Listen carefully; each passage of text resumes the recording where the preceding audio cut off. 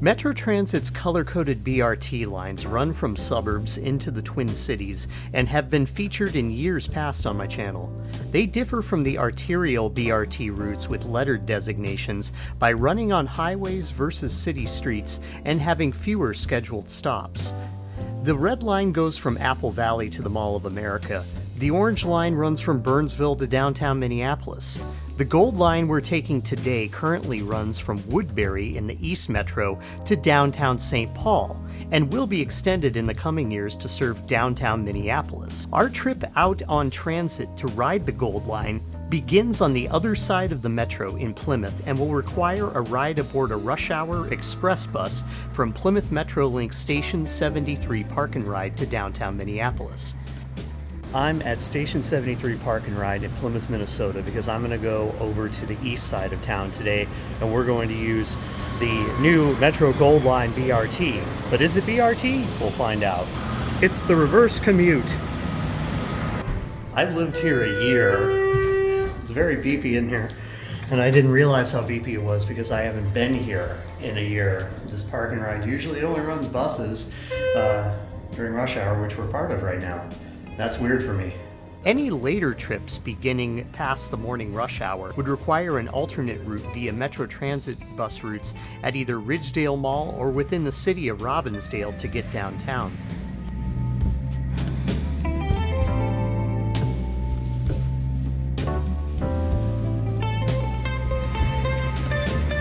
Typically, this Route 774 coach bus would run efficiently into downtown via Interstate 394's reversible express lanes. But those lanes are under construction as of this recording in August 2025, so our driver takes a historic route down Glenwood, through the Bryn Mawr neighborhood, and ultimately right through the Royalston Farmers Market neighborhood, featured in my Green Line Southwest Extension video, to reach downtown Minneapolis.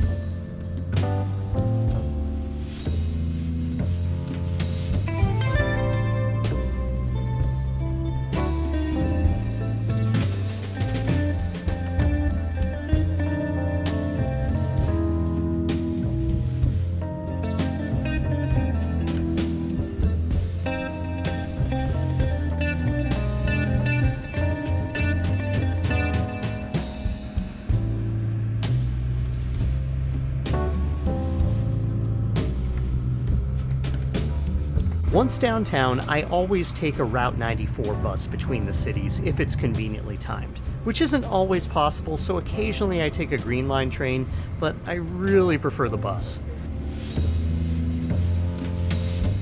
Okay, we got downtown, we stopped at the Orange Line stop, which is on Marquette, which is wrong, and now we are going to catch the 94 express bus crosstown, which will someday be replaced by the Gold Line BRT.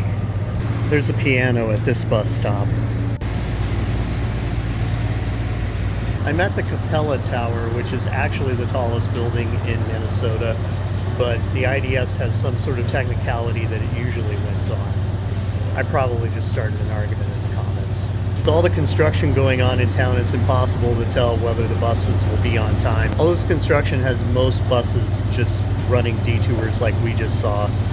But the Gold Line is only detoured through part of the east side of downtown because the Kellogg Avenue viaduct over the railroad tracks in the former swamp. The trip across downtown via Interstate 94 is much more efficient by bus and more pleasant of an experience compared to the people that can often hold the doors open on the Green Line train. The efficiency issue will be improved upon by the eventual extension of the Gold Line BRT across town. And I guess they can't hold the doors open while the bus is running down the highway. It's said to be part of a larger project to improve Interstate 94, a route which divided St. Paul in the 1960s. They've been working toward HOV/bus/toll lanes on the freeway for years, and it would seem the Gold Line would utilize those on the same routing as our Route 94 bus trip today. Going from frequencies of about every half hour at best to every 10 minutes here would be a likely more significant improvement for Metro Transit's system reliability than the Gold Line's initially constructed segment through St. Paul's east side we'll be riding in a short while might be.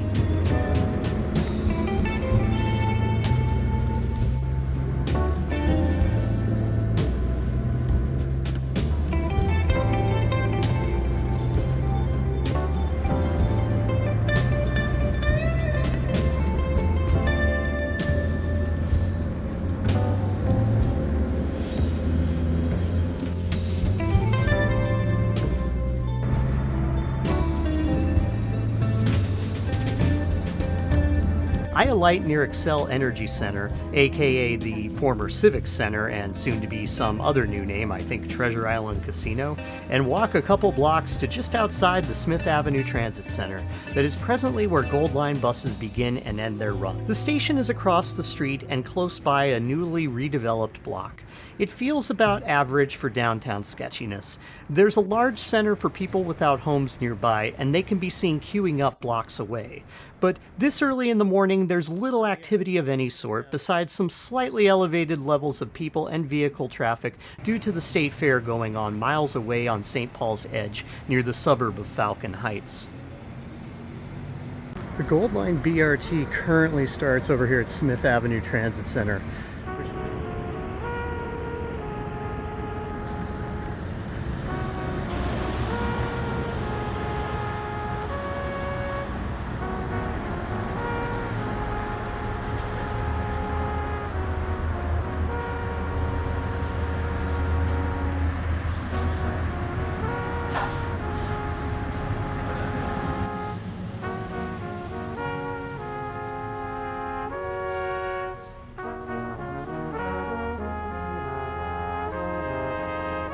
So I think it's Gold Line buses go into this parking garage to lurk, and B Line buses come up the other way.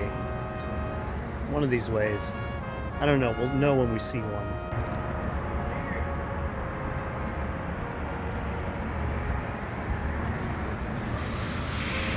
Don't be doing that.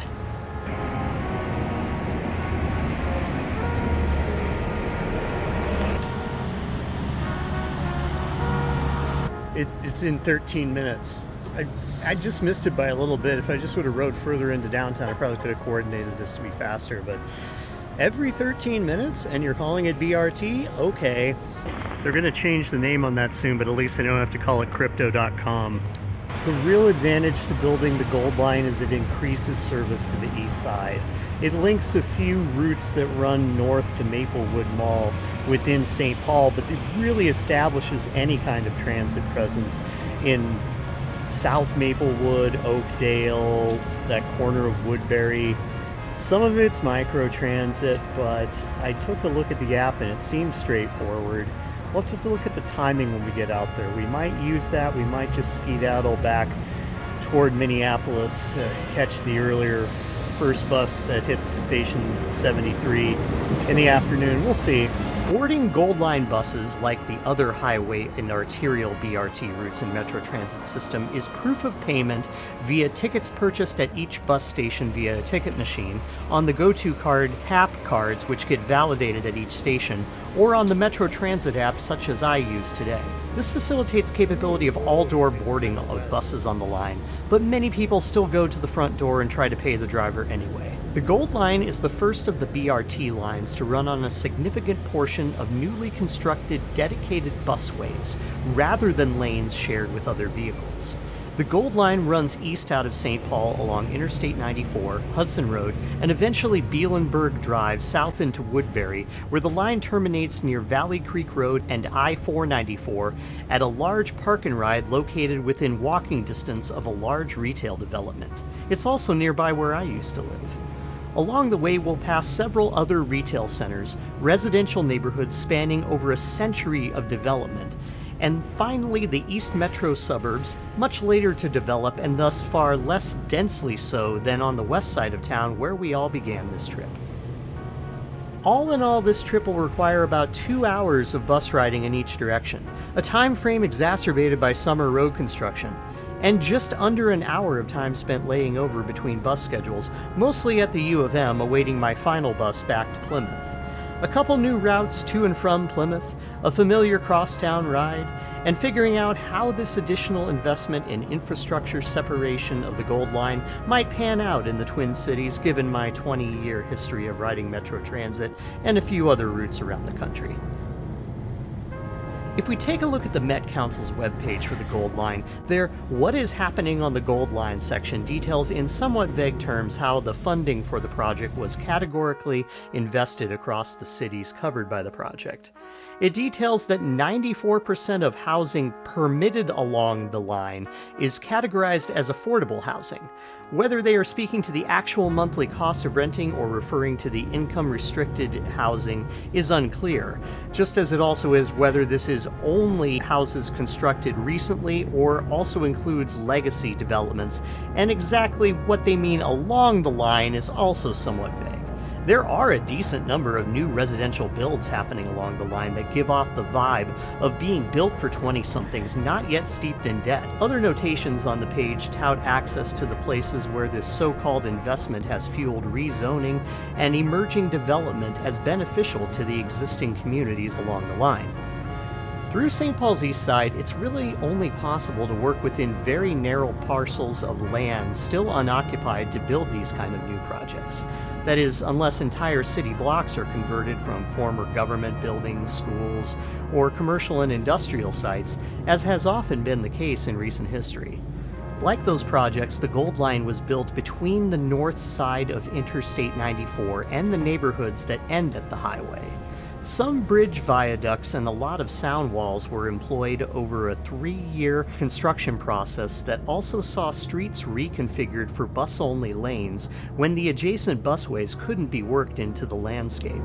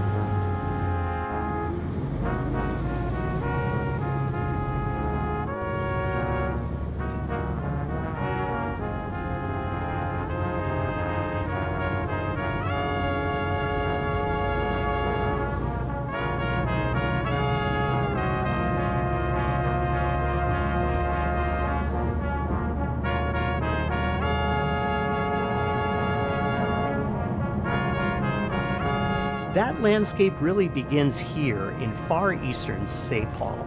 Directly after the US Highway 10 and 61 interchange, the busway dumps into a residential neighborhood before ascending a grade towards stations set up near underpasses for the established city corridor streets of White Bear Avenue and Ruth Streets.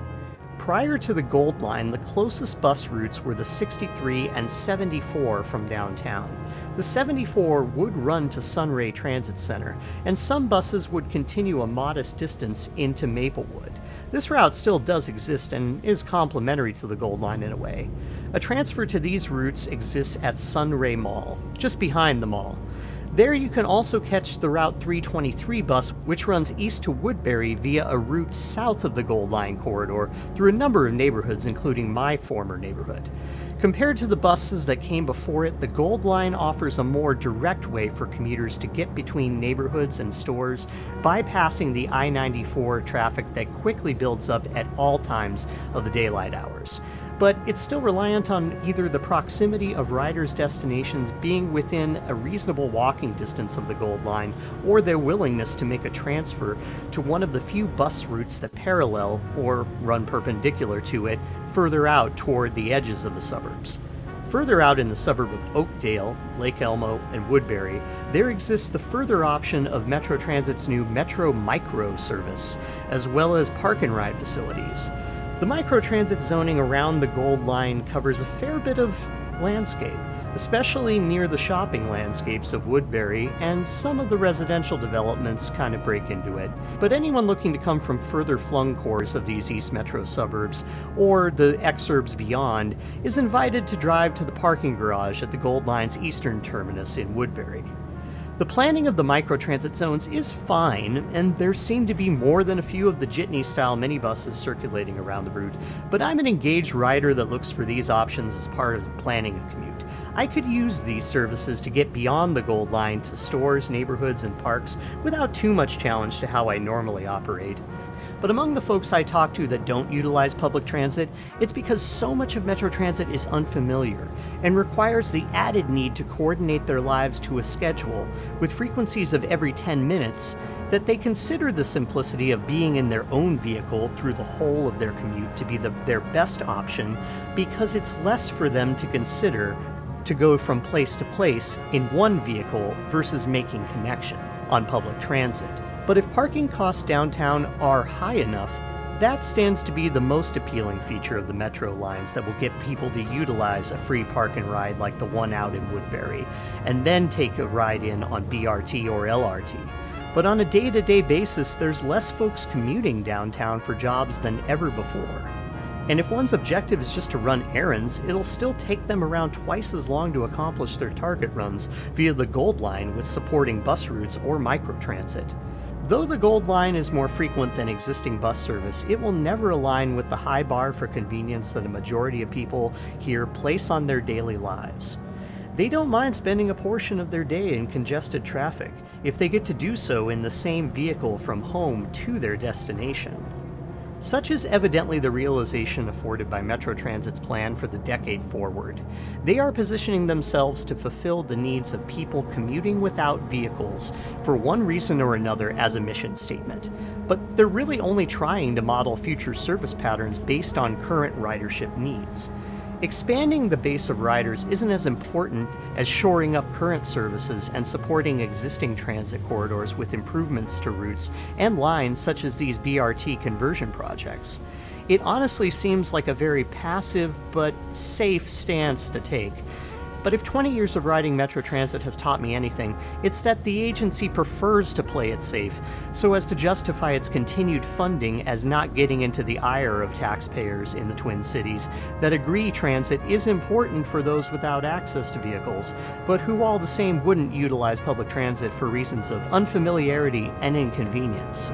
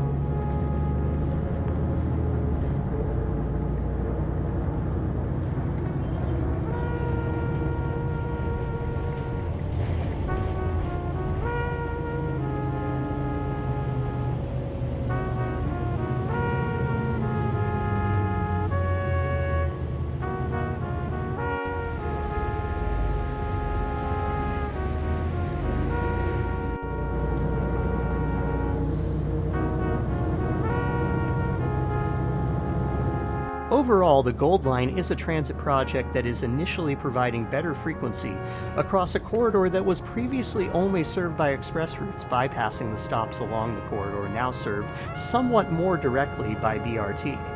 In time, the stop signs along the route will go away, the Kellogg Viaduct will reopen, and businesses along the line will hopefully see a better flow of transit riders through their door, so as to justify the project's investment and intended economic fulfillment for the communities. This level of infrastructure establishment can be viewed as having made a positive impact if Metro Transit provides a reliable and safe service that improves the lives of those using it. But I feel its success will be decided ultimately by how many people it can attract to live along the line and be tuned into the kind of transit rider that Metro Transit would view as integral to its future ridership base. Meaning how many will really not have cars and how many will only selectively use Metro Transit, depending on the cost of parking where they're going. People should want to ride this system, but Metro Transit has to maintain public safety on the line as much as it needs to operate within an efficient schedule. Riding the bus shouldn't be a sketchy affair for anyone, whether they're riding because they have no vehicle or because they choose to park and ride to get downtown for some event, or just day-to-day errand running. Connecting suburban riders with microtransit is fine, but regular route buses shouldn't be off the table in the future should the Gold Line really seek to deliver on its ridership goals. At some point, there won't be enough minibuses to serve a large enough customer base. That's when the scalpel of microtransit will need to be traded for the machete of regular route buses to maintain the same caliber of service driven by the Gold Line. That service expansion would be a sign that this was a worthwhile investment of tax dollars and land in service of people's needs to get around, if it ever gets to that level of success.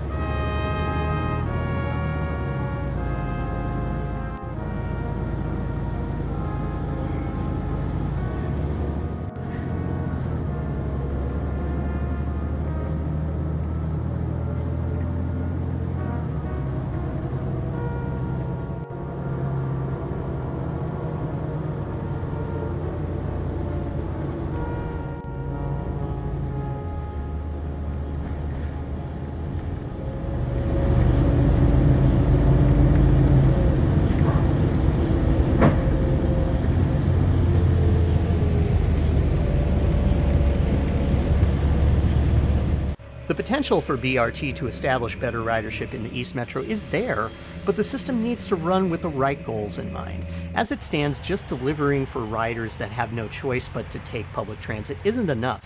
Metro Transit needs to step outside their comfort zone and support all of its routes as well as it does at the start of the Prestige BRT projects, and look beyond its current boundaries to work with more suburban transit operators on coordinating better service patterns. The more often timely bus running and connections can be made along with a pleasant onboard atmosphere might persist over time and drive enthusiasm for additional service, just the way as it had upon the opening of the Blue Line in Minneapolis 2 decades ago.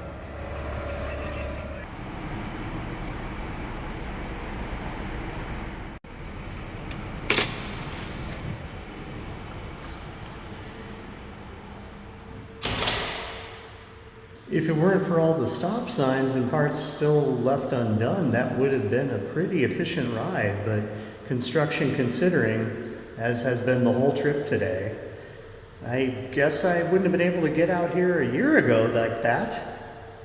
Yeah, it's already pretty good. Hopefully it'll get better. The challenges of the current ridership base also exist in suburbs to a growing number of people that have moved into town and live outside the city core. Transit needs that aren't connected to downtown do exist and will need to be looked towards as workable future goals rather than identifying entire suburbs as people that don't ride the bus. Fresh bus. But if Metro Transit proceeds without involving communities beyond its current system, it will only continue to be supporting what it has already built, rather than following growth patterns that are favoring folks living further away from the city core. The mere existence of the Met Council as a government entity between the state and local level complicates this process. Suburbs against funding public transit beyond demand-based services for those in extreme need see the Met as being their tool to prevent more of their income from going to tax bases outside their communities, all the while still touting everything offered by those communities as a great reason to live in the Twin Cities, as a region, especially their community, just only to be accessible by the safest and most convenient form of transit, the personal vehicle. Thus, the Met gets stacked with representatives that advocate for keeping potholes filled and keeping large-scale infrastructure projects to a minimum.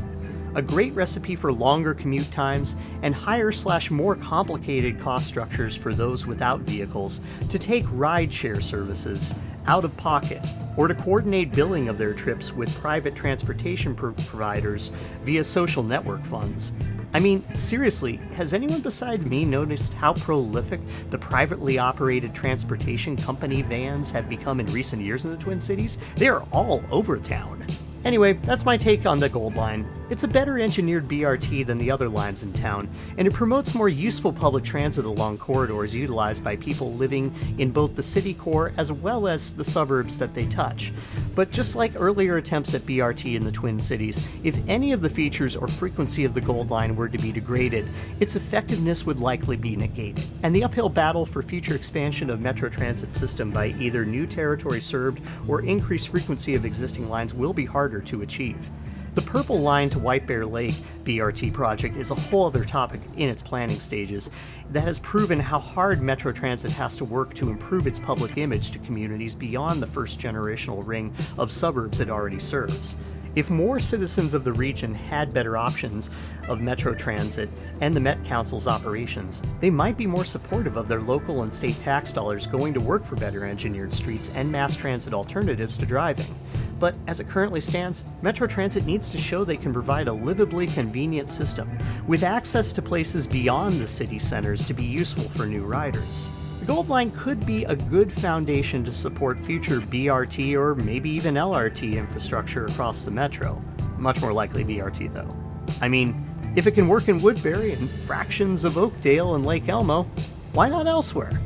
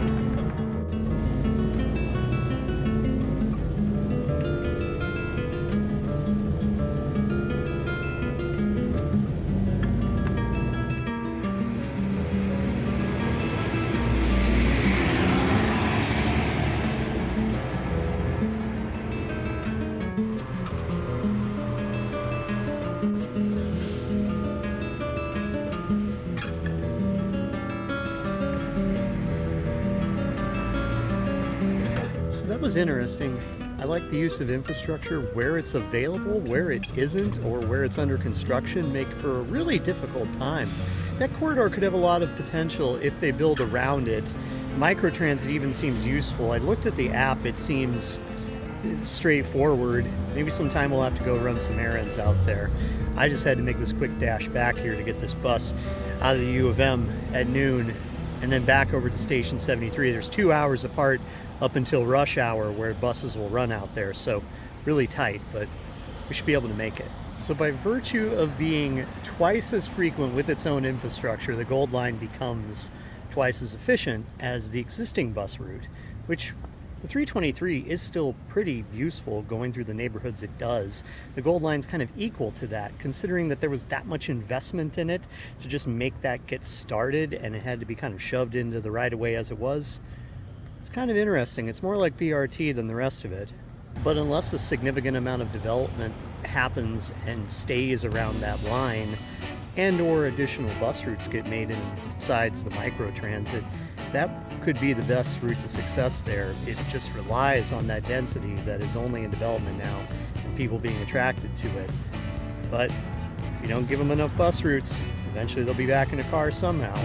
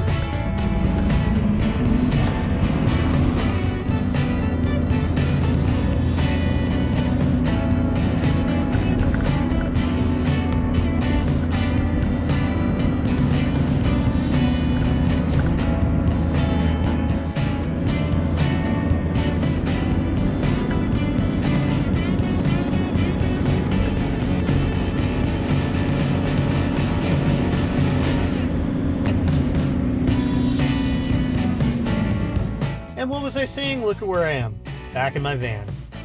See, now if we're ever going to get people out of their cars, we need to increase their access to public transit. The Gold Line is a good foundation for the East Metro like that. But overall, I took 2 hours to get out there, milled around for a cumulative 1 hour, and then it was another 2 hours coming back. That's not going to convince a whole lot of people to not use a personal vehicle for that purpose. It was less stress. I felt relaxed the entire time, and it cost me about as much as I would have cost in gas and deferred maintenance over time to my vehicle. So I like it. I like the prospect of it, but I would need a whole day to really make it work taking microtransit out with it. Again, it's all the basis for a good system, but it's most useful to the people that live directly around it. And as we've seen, the values for rent and commercial property around transit lines go up quite a bit, so much that the people who could really benefit the most from taking them aren't able to use it as much because of those costs. Always having the park and ride opens it up to people, but if you were to look at the time it took me to do that and say, stop what you're doing, park, and then get on transit and then keep on your way versus just keep driving, obviously you keep driving because our lives are based around convenience. But if we had more frequent transit, that might change. But in the Twin Cities, even as the population grows, we're still quite a ways away from that. But this is a good start, and I'm glad you came along with me today for it. If we're ever in town and need to go to the east side of the metro after we've already made it downtown, I'm sure I'll end up back on the Gold Line. Hopefully they can get rid of some of those stop signs. Thanks.